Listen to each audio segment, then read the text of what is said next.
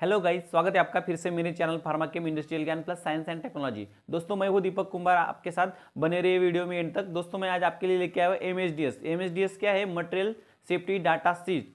कोई भी एक सिंगल केमिकल का पूरा जन्म कुंडली, उसका नाम से लेके जमीन में दफनाने तक का प्रोसीजर जिसमें डिस्क्राइब किया हुआ है उसको एमएसडीएस बोलते हैं। वो ग्लोबल हार्मोनाइज सिस्टम जो कि 16 पॉइंट में कवर किया गया है, जो कि इंटरनेशनल गाइडलाइन है किसी भी केमिकल का पूरा जन्म कुंडली दर्शाने के लिए। तो उसमें 16 पॉइंट कवर है। 16 पॉइंट कौन से हैं?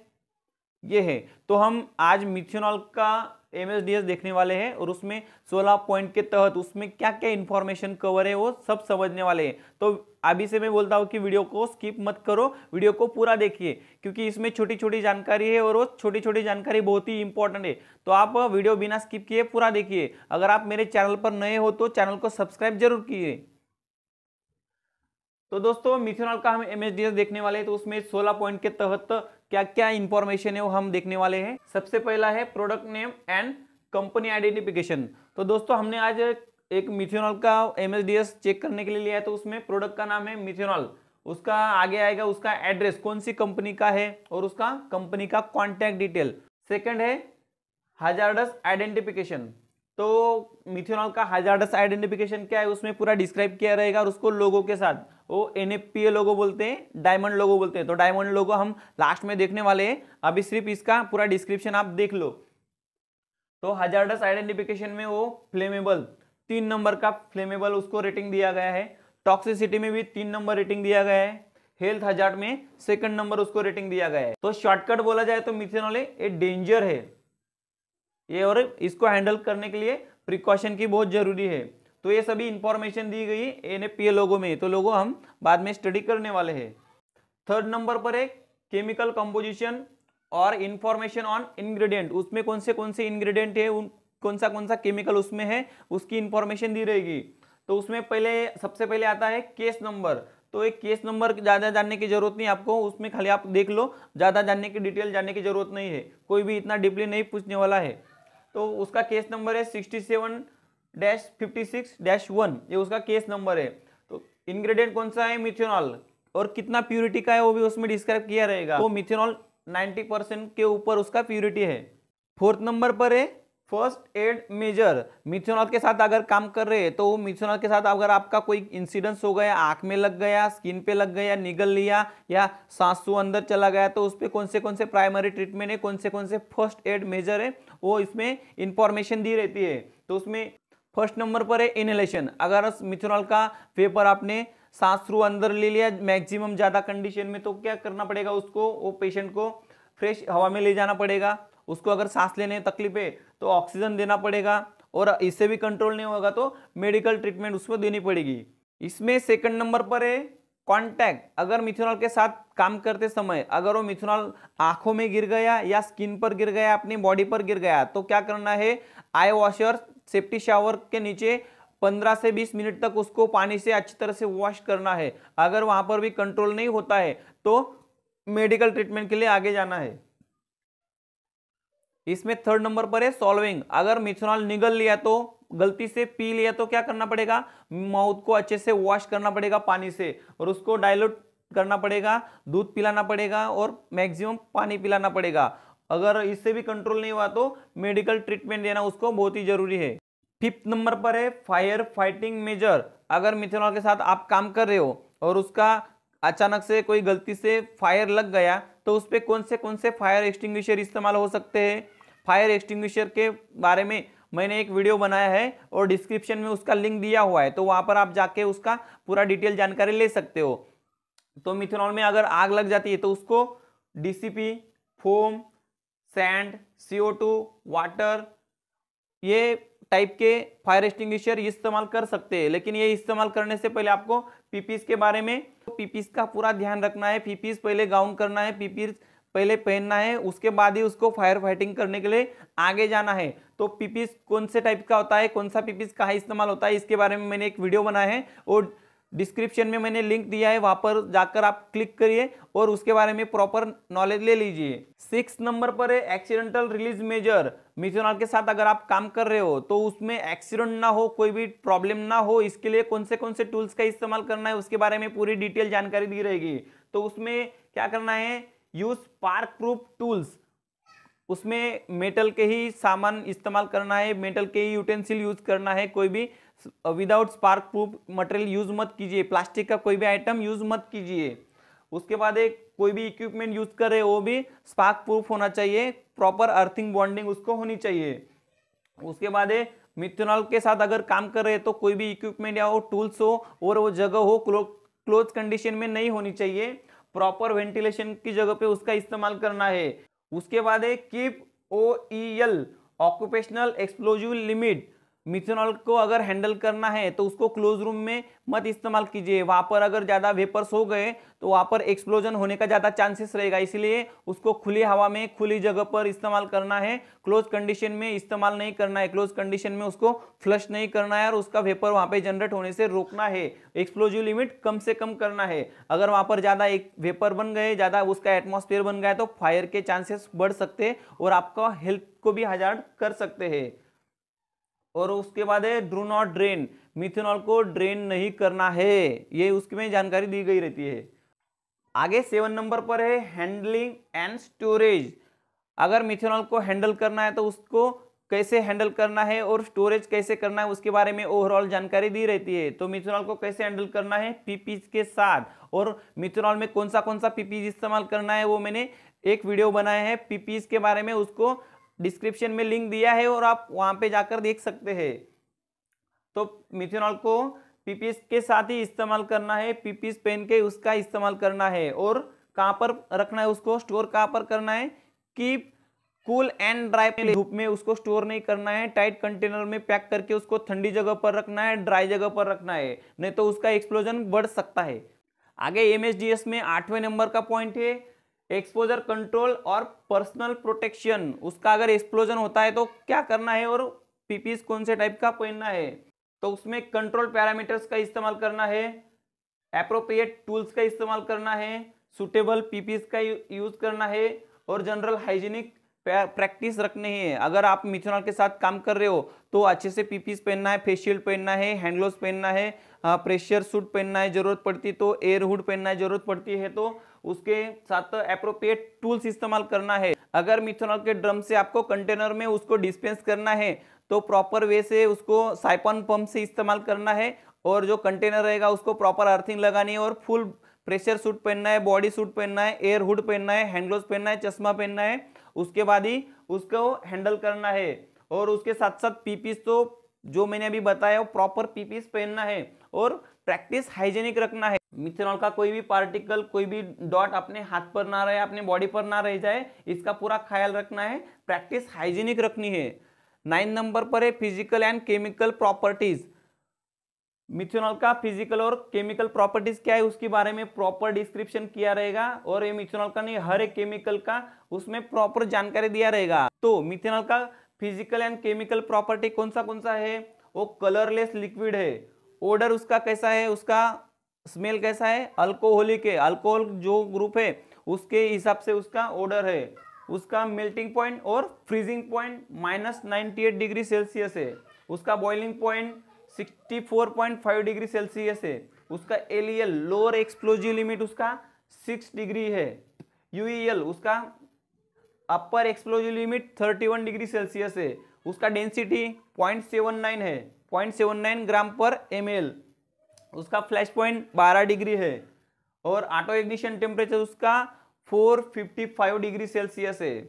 और वो केमिकल कैसा है, फ्लेमेबल है। सिंपल सी भाषा में बोला जाए तो मिथेनॉल डेंजर है, और इसी प्रकार से छोटी छोटी जो इंफॉर्मेशन है उसके रिलेटेड उसकी और इंफॉर्मेशन उसमें दी गई रहती है। 10 नंबर पर आगे आता है स्टेबिलिटी एंड रिएक्टिविटी। वो मिथेनॉल जो है वो कितना स्टेबल है और वो कितना रिएक्टिव है, किसके साथ कैसा रिएक्टिव है उसके बारे में प्रॉपर जानकारी दी रहेगी। यहाँ पर मैंने थोड़ी शॉर्टकट इंफॉर्मेशन लिखी है तो उसके बारे में देखते हैं। तो वेपर में एक्सप्लोजिव विथ एयर, अगर मिथेनॉल को गर्म किया जाए वो उसका वेपर अगर एटमॉस्फेयर में है तो एक्सप्लोजिव होने के चांसेस ज़्यादा है, यानी कि बर्निंग होने के चांसेस ज़्यादा है, वो वेपर फॉर्म में ज़्यादा रिएक्टिव है। आगे है स्टेबल एट नॉर्मल टेम्परेचर। अगर मिथेनॉल को नॉर्मल टेम्परेचर पे रखा जाए, कूल एंड ड्राई प्लेस पे रखा जाए तो कोई रिएक्टिव नहीं है, कोई एक्सप्लोजिव नहीं है। आगे है अवॉइड एक्स्ट्रा हीट, इट में अफेक्ट ब्रेन और फायर। अगर उसको ज्यादा टेम्परेचर दिया जाए तो उसका जो वेपर है अगर इनहेलेशन हो गया तो वो ब्रेन पे अटैक कर सकता है, आदमी को मार सकता है, नर्वस सिस्टम पे अटैक कर सकता है और वो ज्यादा वेपर होने के कारण फायर भी हो सकता है। आगे है इट में reactive with oxidizing and reducing agent.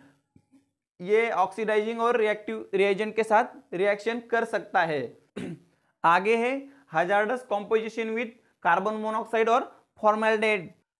तो कार्बन मोनोऑक्साइड और फॉर्मल्डिहाइड के साथ उसका रिएक्शन अगर हो रहा है तो वहां पे ज्यादा ध्यान देने की जरूरत है, वहां पे टॉक्सिसिटी उसकी बढ़ सकती है और खतरा हो सकता है, तो उसके बारे में उसमें इंफॉर्मेशन दी गई रहती है।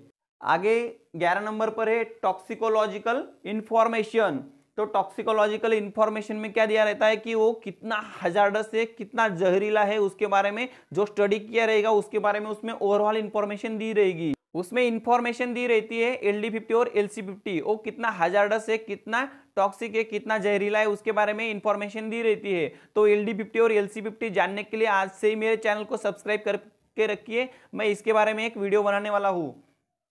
तो मिथेनॉल का LD50 कितना है 5628 माइक्रोग्राम पर केजी और LC50 कितना है 1307 माइक्रोग्राम पर लीटर। उसके बाद में आता है इरिटिंग विथ कांटेक्ट विथ स्किन और आई। ये अगर आंखों के साथ अगर कांटेक्ट में आ गया और स्किन के साथ कांटेक्ट में आ गया तो आपको इरिटिंग होगा, जलन होगा। इट में affect on brain, lungs, liver, kidney, body. इसका अगर आपके साथ कोई भी इनहेलेशन हो गया, स्किन पे गिर गया, अगर निगल लिया तो इसमें क्या क्या हैजार्ड हो सकते हैं आपको, ये आपके ब्रेन पे प्रॉब्लम कर सकता है, लंग्स बिगाड़ सकता है, लिवर डैमेज कर सकता है, किडनी फेल कर सकता है और ब्लड के साथ रिएक्शन होके कोई भी हजार्डस आपको नुकसान पहुंचा सकता है। आगे 12 नंबर पर आता है इकोलॉजिकल इंफॉर्मेशन। ये एनवायरमेंट को कितना हजार्डस है, कितना खतरा पहुंचा सकता है उसके बारे में उसमें इंफॉर्मेशन दी होती है। तो ये टॉक्सिक विथ वाटर, ये अगर पानी के साथ मिक्सिबल हो गया, कोई भी नदी में इसको गलती से डाल दिया, डालना नहीं है, उसके बारे में ही उसकी इंफॉर्मेशन दी होती है, क्योंकि ये पानी के साथ अगर चला जाएगा तो पानी की जो परिसंस्था है, पानी की जो इकोसिस्टम है, पानी में जो जीव जंतु है उसको हानि पहुंचा सकता है, उसको मार सकता है, एक पानी की परिसंस्था को नष्ट कर सकता है, उसके बारे में उसमें प्रॉपर इंफॉर्मेशन होती है। और आगे है aqua solution is higher mobility with soil. अगर ये पानी के साथ मिक्स हो गया है तो पानी की जो सॉइल है उसको अनफर्टाइल कर सकता है, पानी के साथ रिएक्शन करके जमीन को नुकसान पहुंचा सकता है, जहां पे पेड़ पौधे उगे होंगे उनको नुकसान कर सकता है, मार सकता है, उसमें इतनी कैपेसिटी है। तो इससे पता चलता है कि वो कितना हजार्डस है, कितना नुकसानदायी है। हम कंपनी में मिथेनॉल के साथ तो ऐसे ही खेल लेते हैं, लेकिन ऐसा करना नहीं दोस्तों, ये कितना कठिन है, कितना खतरनाक है, इसमें पूरी इंफॉर्मेशन पढ़ने के बाद हमें पता चलता है। तो अगर आपको ये पेज का ये जो लिखा हुआ है इसका अगर स्क्रीनशॉट निकाल के रखना हो तो रख लीजिए, बाद में मैं इसको मिटाने वाला हूं और आगे उसके 13, 14, 15, 16 ये पॉइंट कवर करने वाला हूं और इनएफपीए लोगो क्या होता है उसके बारे में डिस्क्राइब करने वाला हूं। तो इसको जल्दी से स्क्रीनशॉट ले लीजिए। तो दोस्तों हम आगे देखने वाले हैं एमएचडीएस का 13वां पॉइंट। 13वें पॉइंट में क्या लिखा है, डिस्पोजल कंसिडरेशन।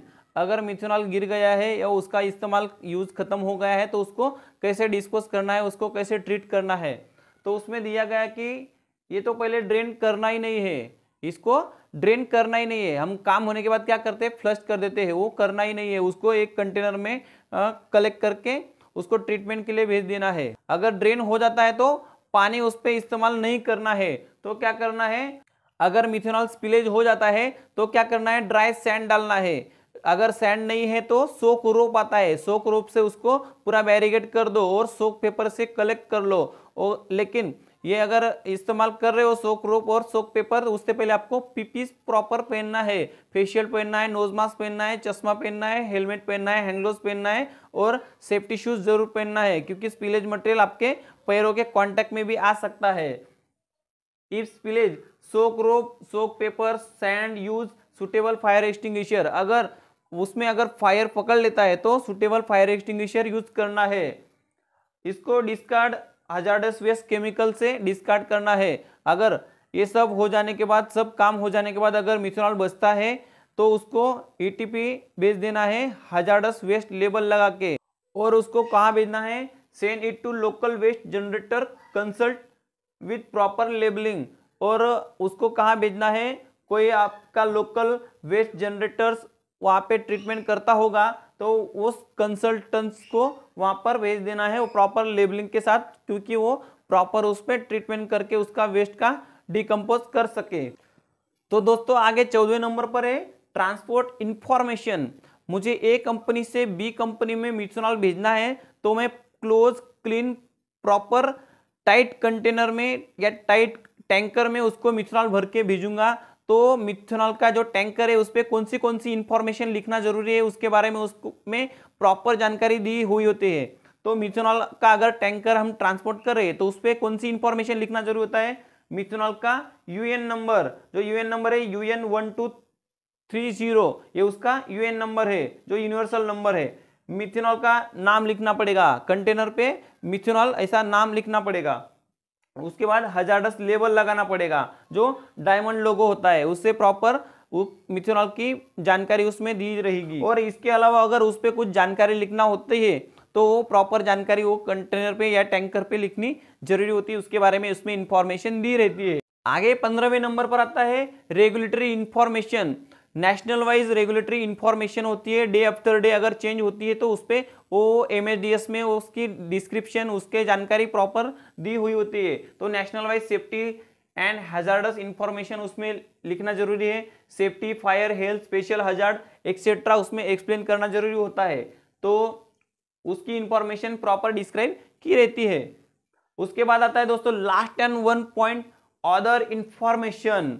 अगर मिथेनॉल में अगर कोई चेंजेस है, कोई प्रॉब्लम है, अगर डे आफ्टर डे रिसर्च हो रहे तो उसमें अलग सी जानकारी कुछ मिलती है तो उस इंफॉर्मेशन को यहाँ पर प्रॉपर एक्सप्लेन करके लोगों को अवेयर किया जा सके कि मिथेनॉल को कैसे हैंडल करना है, कैसे उसके साथ ट्रीट करना है, तो उसकी जानकारी अदर इंफॉर्मेशन में लिखी हुई होती है।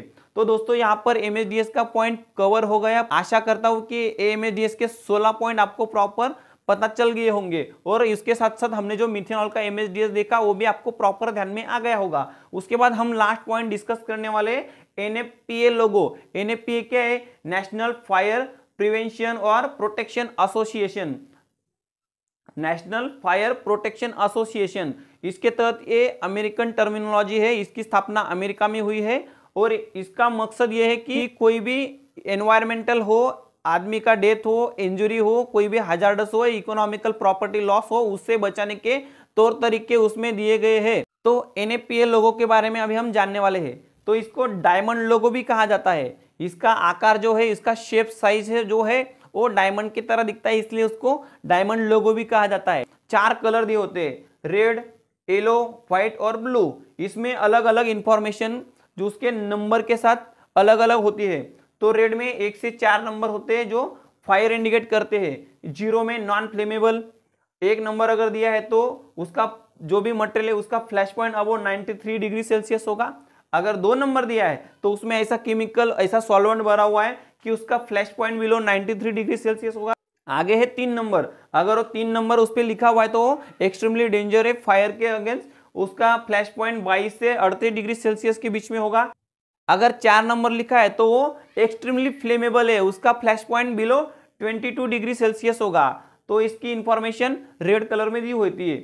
आगे है येलो कलर। येलो कलर में उसकी रिएक्टिविटी दी होती है। तो रिएक्टिविटी में क्या है? स्टेबल। अगर 0 है तो स्टेबल है, उस पर कोई भी रिएक्शन नहीं होगा, कोई भी रिएक्टिविटी नहीं पकड़ेगा, उसमें कोई भी प्रॉब्लम नहीं होगा। अगर 1 लिखा है तो अनस्टेबल, हीट। अगर हीट देंगे तो वो अनस्टेबल हो सकता है। 2 वायलेंट, अगर हम बोलते हैं ना उसको एक थप्पड़ दोगे तो वो वायलेंट हो जाता है, वो बिगड़ जाता है, यानी कि उसमें अगर 2 नंबर दिया गया तो वो वायलेंट है, उसके साथ कोई छेड़छाड़ी नहीं करनी है, उसके अगेंस्ट तौर तरीके समझने होंगे। उसके बाद है 3 नंबर डिटोनेट, बॉम्ब जैसा फट जाना। अगर उसके साथ कोई भी टेम्परेचर बढ़ा रहे हैं, उस पर कोई रिएक्शन कर रहे हैं तो वो डिटोनेट होने की ज्यादा चांसेस होते हैं, जैसे कि बॉम्ब जैसा फट जाना। और 4 नंबर अगर उसमें लिखा हुआ है तो वो डिटोनेट, वो फट ही सकता है, फट जाने की उसमें ज्यादा से ज्यादा चांसेस है। तो उससे कितना बच के रहना है उसकी प्रॉपर इंफॉर्मेशन लेना बहुत जरूरी होता है। उसके बाद में है व्हाइट, व्हाइट कलर के इसमें कुछ ना कुछ कैरेक्टर लिखे होंगे, उससे हमें पता करना है कि उसमें क्या क्या हो सकता है।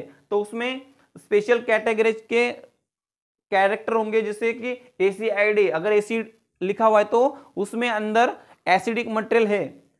एल के, अगर उसमें एल के लिखा हुआ तो वो अंदर बेसिक मटेरियल है, कोई भी कॉस्टिक का मटेरियल है, कॉस्टिक लाई हो सकता है या कोई भी सोडियम हाइड्रोक्साइड जैसा मटेरियल उसमें भरा हुआ है, ऐसी जानकारी उसमें दी होती है। COR, अगर COR लिखा है तो वो मटेरियल आपके बॉडी पर गिरने के बाद करोजिव हो सकता है, जैसे कि सल्फ्यूरिक एसिड और हाइड्रोक्लोरिक एसिड, वो करोजिव हो सकते हैं। OX, अगर OX लिखा है तो वो ऑक्सीडाइजर। उसके बाद है W क्रॉस, अगर W में ऐसा क्रॉस किया हुआ है तो वाटर रिएक्टिव, वाटर सेंसिटिव हो सकते हैं, तो उसके तहत अपने को मालूम पड़ता है कि उसमें पानी का इस्तेमाल नहीं करते हैं। उसके बाद आता है दोस्तों रेडियो एक्टिव, रेडियो एक्टिव ऐसा फैन जैसा उसमें सिंबल रहेगा जिससे पता चलेगा कि वो रेडियो एक्टिव मटेरियल हो सकता है।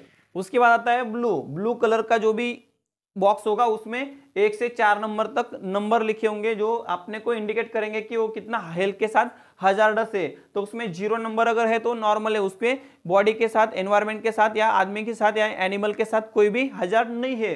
अगर 1 नंबर लिखा है तो वो स्लाइटली हजार्डस हो सकता है, 2 नंबर है तो वो हजार्डस है ही, जो आदमी को या एनवायरमेंट को प्रॉब्लम कर सकता है।